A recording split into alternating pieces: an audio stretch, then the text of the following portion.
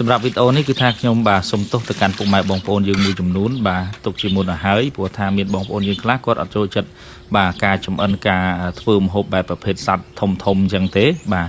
ប៉ុន្តែថ្ងៃនេះនាយមីហ្នឹងគឺអត់នៅផ្ទះបាទអញ្ចឹងហើយក៏ឆ្លៀតមានបងប្អូនយើងមួយចំនួនរៀងក្រែលដែរគាត់សួរថាបងបើសិនជាយើងមានក្រពើតែយើងធ្វើដូចម្ដេចម្ហូបនឹងឲ្យវាឆ្ងាញ់ណាព្រោះថាសត្វក្រពើនេះបងប្អូនបើសិនជាយើងមិនចេះធ្វើឲ្យបានស្អាតត្រូវຂ្នាតរូបមន្តរបស់វាទេគឺបាទវាឆ្អាបខ្លាំងហើយក្លិនវាគឺថាស្មើនឹងចោលប៉ុន្តែបើយើងធ្វើត្រូវតាមគេហៅថាគ្រឿងរបស់វាហើយគឺសាច់ក្រពើនឹងវាឆ្ងាញ់ដូចគេដូចឯងដែរអាចនឹងឆ្ងាញ់ជាងបាទសាច់មួយចំនួនទៀតបងប្អូនអញ្ចឹងថ្ងៃនេះដើរកាត់ស្រែក៏ឃើញចិត្តផ្ទះហ្នឹងដាក់ឲ្យបងប្អូនយើងមើលទៅឲ្យប្លែកណែកតិចអញ្ចឹងណាបាទថ្ងៃនេះដាក់លើកង់រុយមកថ្ងៃនេះអាំងក្រពើញ៉ាំនេះឯងអំណានេះម្ដងចាំមើលបងប្អូនតាមមើលតែខ្ញុំហ្នឹងបាទញ៉ាំអស់អត់ក្រពើមួយហ្នឹងហើយដាក់មកបងប្អូនហ្នឹងក្រពើនេះទម្ងន់ប្រហែលជាកតុងចូល30គីឡូជាងដែរហើយរៀងធំដែរណាបងប្អូនហ្នឹងហើយ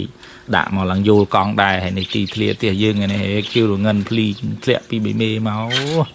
បាទនិយាយពីថាស្រូវនឹងយើងព្រោះវាឃីវរងិនតែម្ដងបាទមកដល់ភ្លាមខ្ញុំដាក់នៅដងទឹកយើងនេះបាទជះលាងសម្អាតឲ្យបានស្អាតបាទមុននឹងយើងយកទៅទឹកហ្នឹងទៅដាំបាទនៅក្នុងចង្ក្រានទឹករបស់ខ្ញុំនេះបាទចង្ក្រានយើងហ្នឹងគឺបាទមានមុំ3បាទយើងដុតតែមួយយើងអាចប្រើបាន3មុំមកបងប្អូនបាទគាត់ថាបើយើងចង់ឲ្យខ្លាំងយើងដាក់អស់ទាំង3មុំដើម្បីឲ្យវាឆេះល្អអញ្ចឹងណាហើយយើងមកលាងសម្អាតបាទបន្លែប្លុករៀបចំទុកដាក់ឲ្យវាបាទបានស្អាតអញ្ចឹងណាហើយគ្រឿងមួយចំនួនទៀតដែលនឹងយកទៅផ្សំដើម្បីនឹងបាទប្រឡាក់អាំងជាមួយនឹងសាច់ក្រពើរបស់យើងថ្ងៃនេះគឺថាមាន2មុខបងប្អូនបាទមានបាយឆាមួយមុខហើយជាមួយនឹងបាទក្រពើអាំងមួយមុខអញ្ចឹងបាទយើងចិត្តអីណែម្ដេងអីហើយនឹងយើងប្រលេះបន្លែឲ្យបានសពមុខមានពេកគូមានអីចឹងទៅសម្រាប់ដែលយើងឆាបាយចឹងបងប្អូនយើងហាន់យើងអីវាដើម្បីឲ្យវាបាទងាយស្រួលក្នុងការដែលយើងយកទៅឆាចឹងណាហើយសម្រាប់បន្លែឆាបាយបងប្អូនដឹងហើយបាទមានពោតមានអីគ្រប់សពចឹងឯងហើយសម្រាប់បន្លែដែលយើងយកទៅប្រឡាក់ក្រពើគឺយើងមានម្ទេសមានក្រូចឆ្មាបាទមានជាមួយនឹងម្ដេងបាទហើយជាពិសេសគឺគល់ស្គ្រីគល់អីហ្នឹងគឺត្រូវតែមានគ្រប់សពចឹងហើយបាទអញ្ចឹងបន្ទាប់ពីថាទឹកយើងពុះហើយបងប្អូនបាទហើយខ្ញុំដុសបាទដាក់រំលែកយកទៅចាក់ស្រោចលើនៃក្រពើហើយក្រពើហ្នឹងឃើញស្បែកក្រាស់ចឹងមែនបងប្អូនបាទតាមពិតអាស្បែកខាងលើខ្មៅហ្នឹងគឺវាផុយទេត្រូវតែទឹកក្តៅហ្នឹងគឺយើងសឹងថាកូនក្មេងក៏ប្រលេះបេះចេញដែរណាមិនបាច់ថាយើងនឹកចាស់យកក្បិតអីទៅកោសវាអីទេព្រោះថាស្បែកក្រពើហ្នឹងវាក្រាស់តែស្បែកបន្ទាប់ពីហ្នឹងបាទវាកម្រាស់បើថាស្បែកខ្មៅនេះគឺវាបាទអត់ស្វិតទេបងប្អូនអញ្ចឹងណាបន្ទាប់ពីថាខ្ញុំនេះហើយខ្ញុំវាសយកគ្រឿងក្នុងវាចោលព្រោះថាគ្រឿងក្នុងវាយើងអាចញ៉ាំបានទេបងប្អូនបាទយើងវាសយកទៅកប់ចោលឲ្យឆ្ងាយបាទបន្ទាប់មកខ្ញុំយកមកស្រុះហើយសម្រាប់ការដែលយើងស្រុះក្រពើបងប្អូនគឺស្រុះជាមួយនឹងទឹកម្ដេងដែលយើងដាំពុះជាមួយនឹងណែបាទគល់សក្រីបាទហើយម្ទេសហ្នឹងគឺស្លឹកក្រូចសើចអីគឺកុំអត់ដាក់ឲ្យក្រាស់មកបងប្អូនហើយយើងស្រុះវាកុំខ្លាចថាវាមិនឆ្អិនគឺថាសឹងថាស្រុះឲ្យវាឡងឆ្អិនមកណាបងប្អូនហើយពិសេសមកយើងយកមកលាងសម្អាតវាមកគឺបាទជាតិឆ្អាបវាទៅអស់ហើយបាទបន្ទាប់ពីថាយើងស្រុះហើយយើងដាក់មកមានម្ទេសមានក្រូចឆ្មាមានអាកាលីម៉ុនហ្នឹងណាបងប្អូនបាទហើយយើងដាក់មានទឹកស៊ីអ៊ីវខាប់មានទឹកស៊ីអ៊ីវមាននិ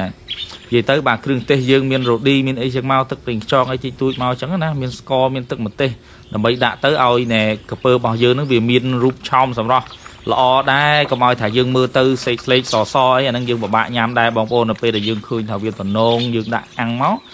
វាឆ្ងាញ់ដែរបងប្អូនហើយក្រពើកាលណាដែលយើងធ្វើត្រូវគ្រឿងឆ្ងាញ់ណាបងប្អូនបាទអាចធ្វើសាកតាមបានអញ្ចឹងណាជាពិសេសគឺរូបមន្តយើងយកទៅស្រុះជាមួយនឹងទឹកណែបាទម្ដេងមានដេញគល់សក្រីហើយនឹងស្លឹកក្រូចសើចបងប្អូនស្រុះឲ្យខ្លាំងបាទក្រពើហ្នឹងគឺវាអស់ជាតិឆ្អាបហើយពេលដែលស្រុះហើយហ្នឹងគឺថាយើងយកចេញមកយើងលាងសម្អាតបាទមកទឹកពីរទឹកទៀតហើយអាហ្នឹងគឺរឹតតែពិសេសហើយបាទបន្ទាប់ពីថាខ្ញុំបាទរៀបចំប្រឡាក់អីរួចរាល់ហើយយើងទុកមកស្បកធំមិនយើងបាទមកកាត់ភ្លើងកាត់អីយើងមកយើងដាក់អាំងឆ្អើលើណែចង្ក្រានរបស់យើងបងប្អូនហើយនេះដាក់លាបជាមួយនឹងទឹកសោះបន្ថែមទៀតដើម្បីឲ្យវាមើលទៅនេះពួរវាស្រស់ល្អអញ្ចឹងបងប្អូនវាក៏ហមវាព្រោះមើលទៅគឺគួរឲ្យចង់ញ៉ាំមែនទែនអញ្ចឹងបាទសម្រាប់វីដេអូនេះគឺផ្ញើជូនជាពិសេសសម្រាប់ពុកម៉ែបងប្អូនមួយចំនួនដែលគាត់ខមមិនថាពេលដែលមានក្រពើមិនដឹងធ្វើអីទេមានតែចោលឬក៏អីចឹងឲ្យគេឲ្យអីចឹងបងប្អូនបាទនេះជារូបមន្តមួយដែលបងប្អូនអាចយកទៅធ្វើសាកបានខ្ញុំធានាថាឆ្ងាញ់បាទអត់ឆ្អាបអត់ធំក្លិនទេហើយសម្រាប់សាច់ក្រពើនេះកាលណាដែលយើងធ្វើឆ្អិនហើយបើសិនជាមានទឹកប្រហុក ឬក៏ទឹកសោះអីត្រឹមត្រូវឆ្ងាញ់បងប្អូនស្បែកក្រពើហ្នឹងវាមើលទៅវារៀងស្វិតវារៀងសាច់វាស្វិតហើយវាលក្ខណៈស្វិតឆ្ងាញ់ណាស្វិតរៀងជុះស៊ីបាទវាមិនមែនស្វិតតតាត់ដូចយើងឃើញបងប្អូនគឺវាឆ្ងាញ់ស្បែកវាដូចសេរីដូចគេហៅថា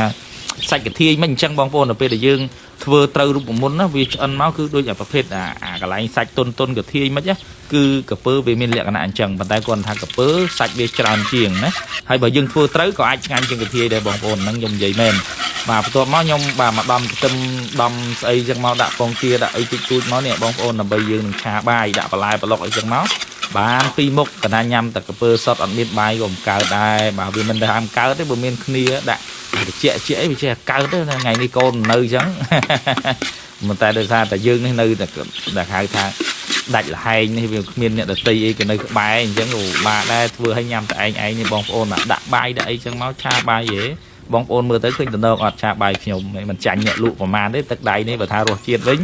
បាទថ្ងៃណាតនេហៅបងប្អូនយើងមកញ៉ាំភ្លក់សាកលេងហើយបាទនៅស៊ីមរៀបនេះអត់ឆ្ងាយទេ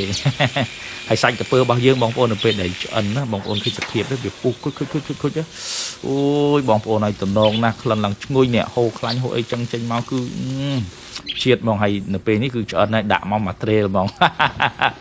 ហើយបងប្អូនសម័យមើលខ្ញុំញ៉ាំនេះឯងអត់នេះដាក់ស្រាចិនមួយកែវសិនយេដាក់ឲ្យរៀងក្លាហានតិចមុនយើងលូកដៃទៅបល័យនេះក្រពើឆារវ៉ាន់ណាទោះតែយើងនេះក្លាហានតែបើថាអ្នកមុំហ៊ានហ្នឹងស៊ូហ៊ានញ៉ាំប៉ុន្តែរសជាតិគឺបាទពិតជាឆ្ងាញ់មែននេះបេះមកលន់ម៉ាត់អញ្ចឹងហ្មងបងប្អូនអើយបាទជាតិណាបាទតិចថានិយាយលេងបាទមើលបងប្អូនមើលខំនេះស្វិតឆ្ងាញ់នេះបេះហើយបេះទៀតវាថាជើងទាំង4ហ្នឹងបើសិនកូននៅហ្នឹងគឺក៏មិនឈ្នះខ្ញុំដែរព្រោះថាវាឆ្ងាញ់ហើយមេឃក៏ភ្លៀងសិចមកខែនេះវាកក់ខែកក់អីខ្លះផងបាទគោវាពេញស្រែអញ្ចឹងបងប្អូនអញ្ចឹងថាផ្ទះខ្ញុំនេះនៅកដាវាកដាស្រែសុតតែម្ដងអញ្ចឹងបាទពីខ្ញុំមានតែប៉ុណ្្នឹងទេអរគុណពុកម៉ែបងប្អូនជម្រាបលា